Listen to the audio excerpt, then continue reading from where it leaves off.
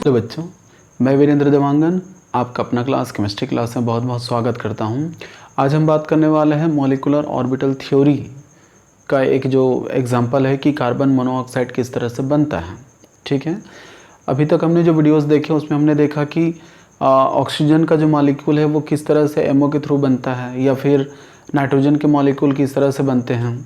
आज हम देखते हैं एक ऐसे मॉलिक्यूल के बारे में जिसमें एक कार्बन और दूसरा ऑक्सीजन है। ठीक है, तो यहाँ जो कार्बन मोनोऑक्साइड है इसमें कार्बन का एटॉमिक नंबर क्या हो जाएगा, 6 हो जाएगा। और इसका इलेक्ट्रॉनिक कॉन्फ़िगरेशन देखें तो 1s2 2s2 2p2 होता है, जबकि ऑक्सीजन का एटॉमिक नंबर कितना होगा, 8 होगा। तो इसका अगर इलेक्ट्रॉनिक कॉन्फ़िगरेशन हम देखें तो 1s2 2s2 2p4 होता है। क्लियर है। अब ये जो कार्बन है और जो ऑक्सीजन है इनके एटॉमिक ऑर्बिटल्स आपस में मिलेंगे और मिल करके क्या करेंगे, मॉलिक्यूलर ऑर्बिटल का फॉर्मेशन करेंगे। ठीक, जैसे एमओ आरेख जो मैंने बनाया हुआ है, एमओ डायग्राम, इसमें आप देख रहे हैं कि जो एटॉमिक ऑर्बिटल है वो वन साइड है, ये भी एटॉमिक ऑर्बिटल वन साइड है, और ठीक मिडिल पे क्या है, मॉलिक्यूलर ऑर्बिटल है, यानी आणविक ऑर्बिटल दोनों के बीच में है। सबसे पहले जिसकी एनर्जी सबसे कम होती है, जो न्यूक्लियस के सबसे करीब होता है, हमें पता है कि जो 1s है ये न्यूक्लियस के सबसे करीब होते हैं। जो न्यूक्लियस के करीब होता है उसकी एनर्जी कम होती है। इस पर मैंने वीडियो बनाए हुए हैं, आप लोग देखिएगा मेरे पहले के वीडियोस में सारी चीज़ें क्लियर हैं। तो इनकी एनर्जी कम होगी तो हम कम एनर्जी जो स्टेबल फॉर्म है उसको नीचे बनाएंगे, उसके बाद अधिक एनर्जी वाले को, उसके बाद अधिक एनर्जी वाले को। क्लियर है। तो यहाँ पे एटॉमिक ऑर्बिटल 1s मिलेंगे। हमें पता है कि एस के मिलने से कौन से बॉन्ड बनते हैं, सिग्मा बॉन्ड। इस पर भी मेरा वीडियो है, आप लोग देखिएगा, सिग्मा और पाई बॉन्ड से रिलेटेड। तो यहाँ पे एस के मिलने से सिग्मा बॉन्ड बनेगा, तो सिग्मा 1s2 हमने इसलिए लगाया क्योंकि 2 इलेक्ट्रॉन यहाँ पे प्रेजेंस हैं। ठीक है, तो ये एटॉमिक ऑर्बिटल जब मिलते हैं तो 2 एमओ बनते हैं। क्लियर है, 2 एमओ, और टोटल इलेक्ट्रॉन कितने हैं, 2 + 2 यानी टोटल 4 हो गए। तो जो 4 इलेक्ट्रॉन है यहाँ पे 2 और 2 करके इस तरह से भरेंगे। यहाँ भी जब इलेक्ट्रॉन भरते हैं तो अबाउ, पाउली और हुंड का जो रूल है वो फॉलो अप होता है। ठीक है, तो यहाँ पे 2 एटॉमिक ऑर्बिटल मिले और 2 मॉलिक्यूलर ऑर्बिटल बन गए। चूँकि एस के मिलने से बना है इसलिए सिग्मा 1s2 ये बॉन्डिंग मॉलिक्यूलर ऑर्बिटल है जिसकी एनर्जी का मान कम होता है, लेकिन हमने स्टार लगाया यहाँ पे, ये एंटी बॉन्डिंग मॉलिक्यूलर ऑर्बिटल है, इसकी एनर्जी की वैल्यू बॉन्डिंग से अधिक होती है, इसलिए इलेक्ट्रॉन पहले बॉन्डिंग में आएगा उसके बाद एंटी बॉन्डिंग में आएगा। तो इसका नाम क्या होगा, सिग्मा स्टार 1s2। तो ये 1s मिल करके एमओ का फॉर्मेशन किए। अब 2s के मिलने से क्या होगा, sigma 2s2 and sigma star 2s2। Same जैसे 1s के बीच हुआ था वैसे 2s के बीच में होगा। अब यहाँ पे क्या होगा, जो 2p और 2p है, तो हमें पता है कि कार्बन के लास्ट 2p पे कितने इलेक्ट्रॉन है, 2 इलेक्ट्रॉन है, जबकि यहाँ पे 2p 4 है। तो यहाँ पे 2 इलेक्ट्रॉन है जबकि यहाँ पे 4 इलेक्ट्रॉन है। ठीक है, अब 2 + 4 कितना हो जाएगा, 6 इलेक्ट्रॉन्स हो जाते हैं टोटल। तो यहाँ पे 1 2 3 4, ठीक है, उसके बाद 5 6, टोटल 6 इलेक्ट्रॉन, दोनों को मिला के कितने हुए, 6 इलेक्ट्रॉन। 6 इलेक्ट्रॉन यहाँ पे भरेंगे। तो जब भरेंगे तब यहाँ पे जो एटॉमिक ऑर्बिटल के मिलने से जो एमओ बनते हैं, हमेशा याद रखना है, जैसे मैंने बताया था नाइट्रोजन तक के लिए क्या हो जाएगा, 2 1 2 1 2 1 2 1। ठीक, नाइट्रोजन से बाद जब हम ऑक्सीजन की तरफ आते हैं तब हमें क्या होता है, 1 2 2 1 जो रूल है उसको फॉलो अप करना पड़ता है।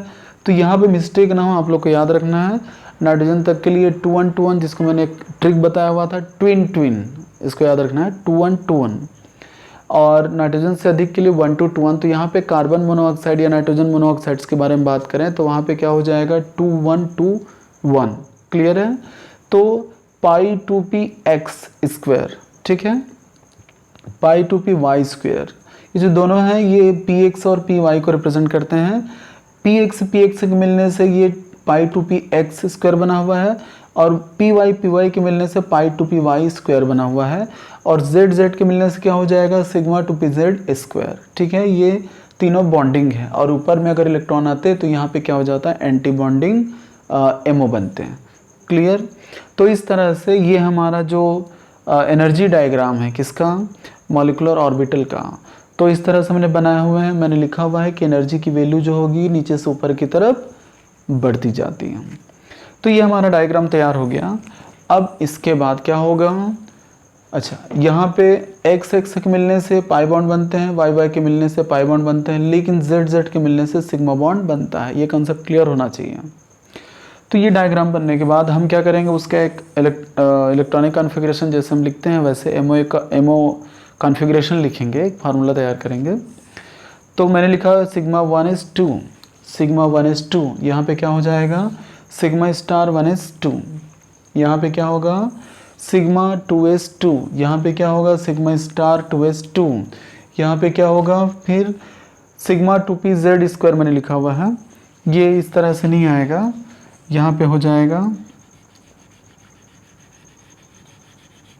इसको हम इस तरह से लिखते हैं,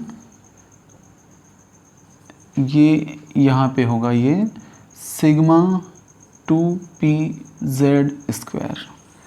ठीक, तो इस तरह से एक कॉन्फ़िगरेशन बनते हैं सिग्मा स्टार 2:2। इसके बाद फिर क्या होगा पाई 2px², पाई 2px² और पाई 2py²। दोनों की एनर्जी इक्वल होती है, इसलिए हमने इक्वल टू का साइन यहाँ पे लगाया हुए हैं।